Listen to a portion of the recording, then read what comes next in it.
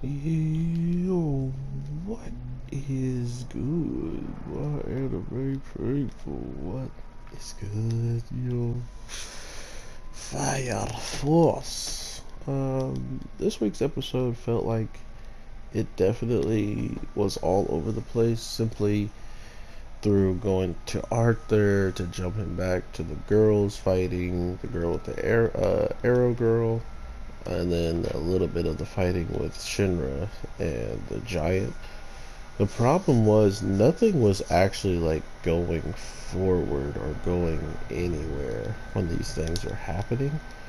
So I feel like that was kind of the boring aspect of uh, the whole entire narrative. Is yeah, there's a lot of people about to do a lot of things, but it seemingly didn't happen at all, right?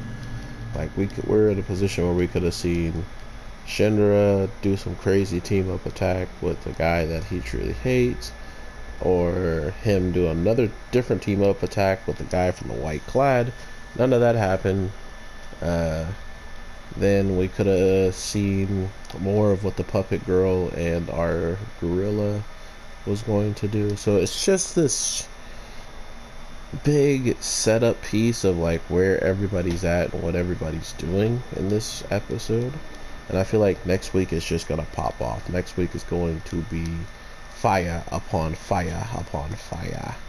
And a little bit of electricity too, because we know Arthur, that one girl's kind of crazy. But that all being said, I honestly was pretty happy that some characters are getting more development, and some I'm not so happy that they're getting development.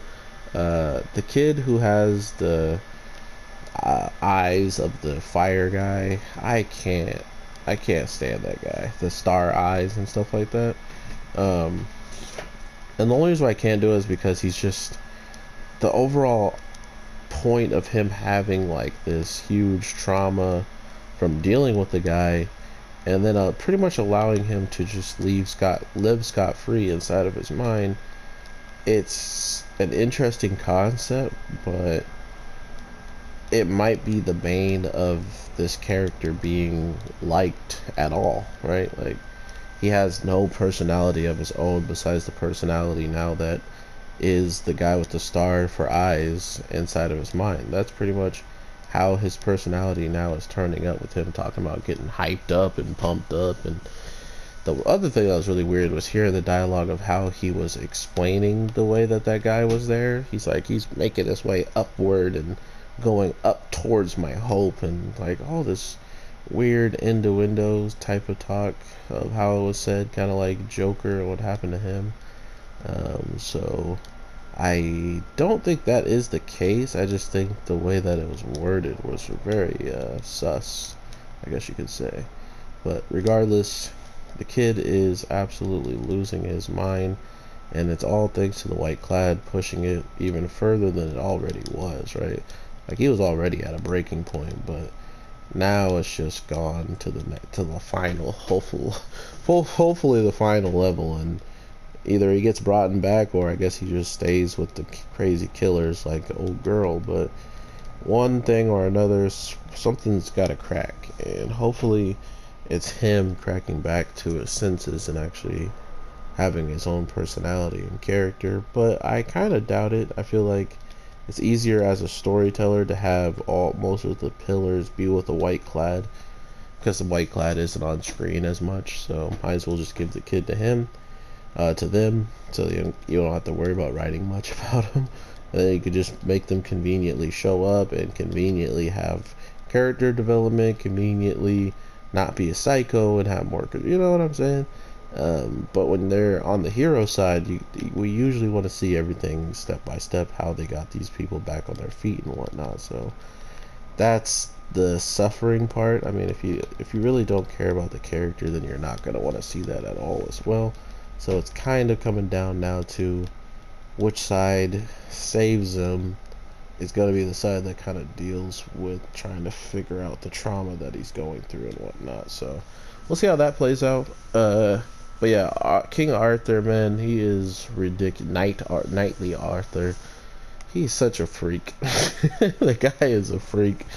Um, Such a mushy brain and easy to manipulate to a point where he needs to be doing something in this battle, and explaining it to him would take too long, so you just give him an explanation that he likes and he's on board and actually does better, until he starts figuring out some of the things that you tell him aren't really matching up, and then the power starts going down because his actual imagination isn't really into it as much as it should be. So absolutely hilarious stuff from Arthur's, exactly what I expect from him.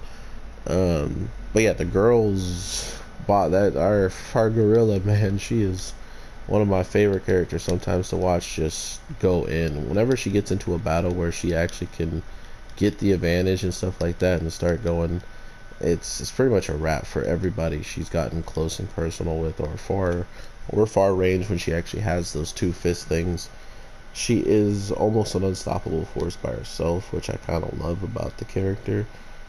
She hasn't lost really much at all. Like, she has gotten pretty beat up before, but to go as far as her losing a full out even fight, or a fight that she can get involved in, she usually doesn't, and that's pretty badass. So I'm looking forward to a lot more coming out of Fire Force. But overall, I hope you all are having an amazing day, night, evening, whatever the case may be when you're watching this. I am your boy, the Anime G, and I will definitely talk to you sooner than later, because your boy got so many videos to make. Oh my god, I'm sorry. And I do have to do the same thing on Saturday, so expect a lot of videos later than earlier, so I do apologize for that again as well.